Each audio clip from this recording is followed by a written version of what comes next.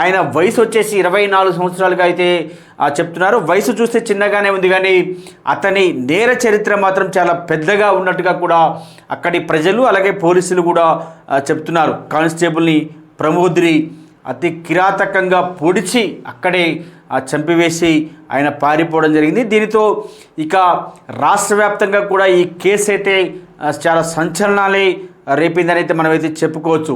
ఇక దీనితో వెంటనే రాష్ట్ర డీజీపీ శివధర్ రెడ్డి అలాగే నిజామాబాద్ సిపి కూడా తక్షణమే స్పందించడం అయితే జరిగింది. వీరు వెంటనే సీరియస్ యాక్షన్ తీసుకోవాలి, అతను ఎక్కడున్నా కానీ పట్టుకోవాలని చెప్పేసి పోలీసులకు ఆదేశాలు జారీ చేయడంతో వారు 9 బృందాలుగా ఏర్పడి 2 రోజులుగా గాలించడం అయితే జరిగింది. నిన్న రియాజ్ని పట్టుకోవడం జరిగింది. యాక్చువల్గా నిన్ననే ఇతను ఎన్కౌంటర్ కూడా అయ్యాడు అని చెప్పేసి ఒక వీడియో అయితే సోషల్ మీడియాలో హల్చల్ చేసింది.